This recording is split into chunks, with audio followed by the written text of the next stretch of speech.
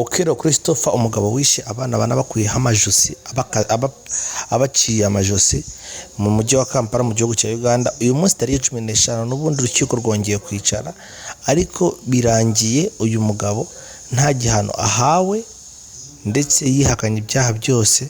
Ariko ubu tuvugana we yavuze ko atameze neza, bamujyana kwa muganga. Ubwo ngo ureba aho rero ni mwene se wabo, ni n'umuryango we, ari kugashinja ku kagabo nk'uko kabona dore kareba ako ngako kafasha abana bane karabica, karangije karabyihakana. None mwene wabo yaje kugashinja, agashinja ko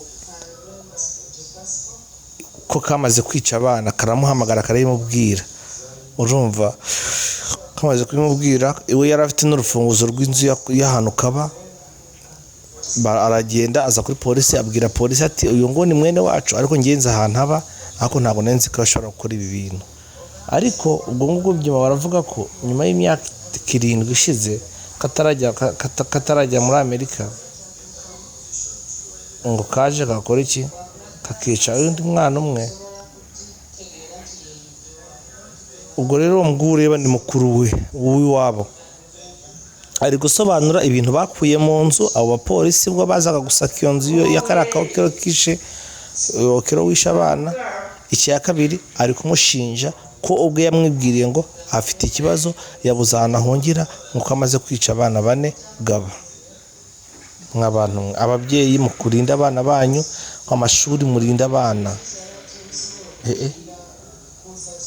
Uyu mugabo Okero biravuga ko afite imyaka 52, ariko yamaze imyaka 20 muri Amerika.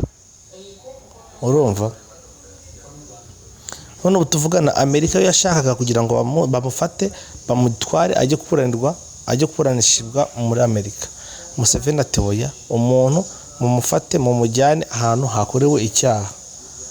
Ubwo rero ni mukuru we nk'uko ubibona aho ngaho, ni mwene wabo, ari kumushinja avuga ati ntabwo twakwemera kubana n'umuntu w'umwicanyi, n'ubundi yigeze kwica undi mwana.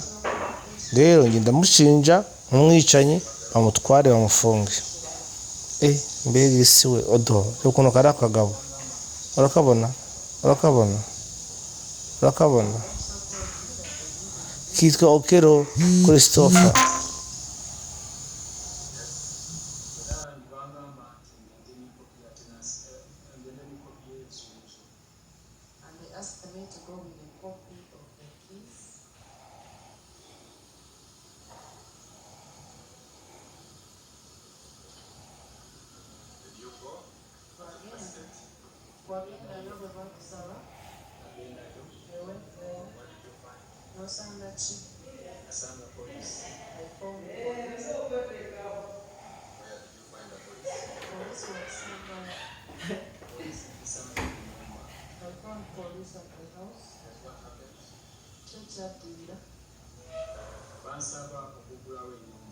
They asked me to open the house.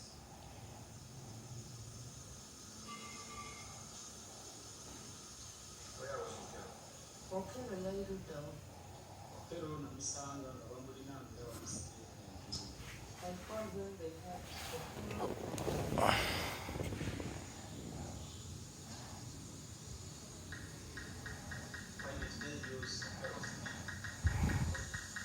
lwaki tebakozesa kisumuluzo kya Okero?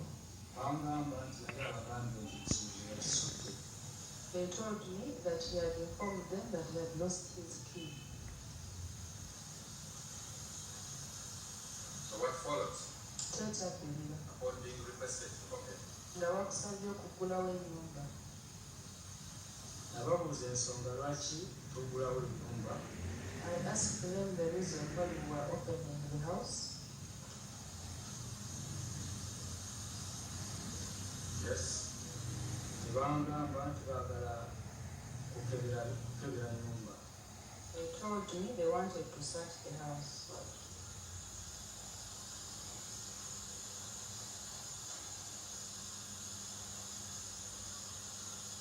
Yes.